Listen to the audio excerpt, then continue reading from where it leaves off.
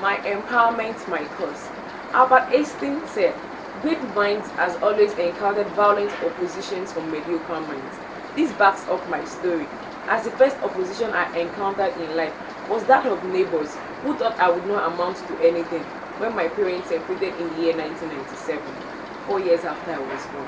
My dad became my first mentor, as he would always tell me that whenever he was baiting me that I was going to be a very great being and a force to reckon with. I grew through life going from one phase to the next with lots of oppositions, threats and pains, most of which were proposed by the economic hardship of my family.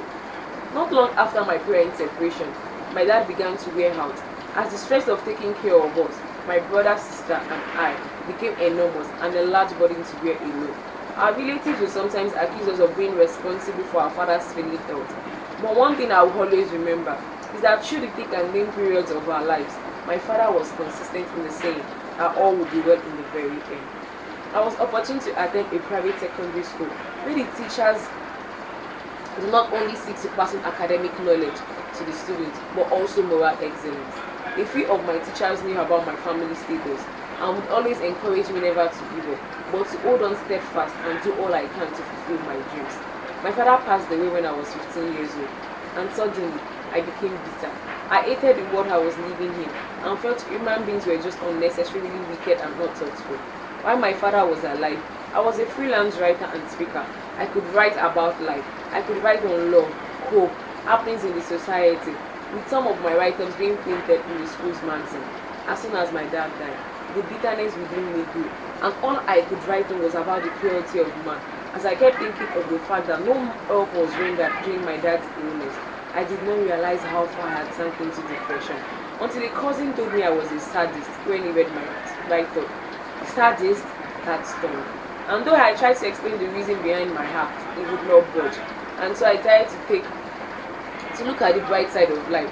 For of course, there are lots of people who are not even as privileged as I was. Change. A change is what I desire. My background should not put my back on the ground, as my weight does not determine my weight in life. I made up my mind not to live like a novice and go through life unnoticed. I kept my dreams alive and determined within me that I was going to be the heroine of my life and not the victim. I made up my mind not to be satisfied with the stories of those who had gone ahead of me and failed.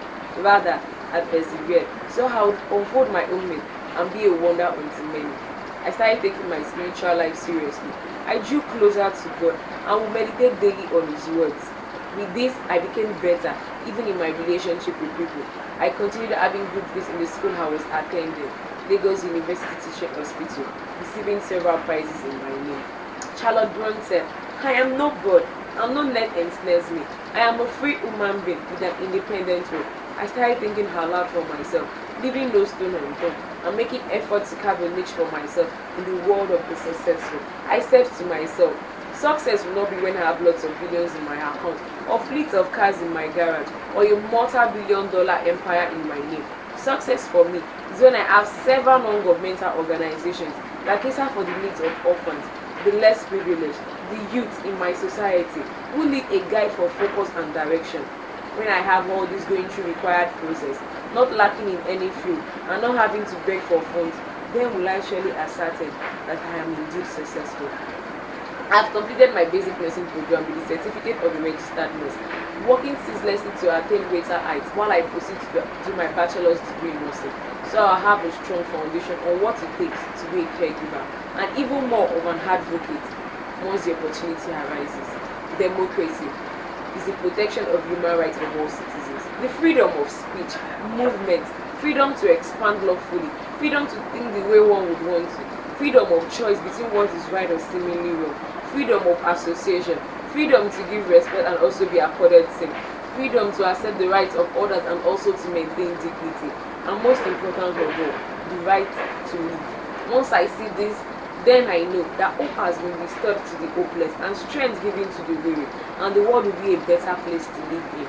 I want to be a minister of health in my country, and not just one with the title, but to enhance adequate health in my great nation, even though the Bible emphasized that the poor cannot be eradicated from the land. Yet, if we all play our part, then success will not be for the privileged only, but will also be made available for the consistent and hardworking. empowerment and motivation goes together.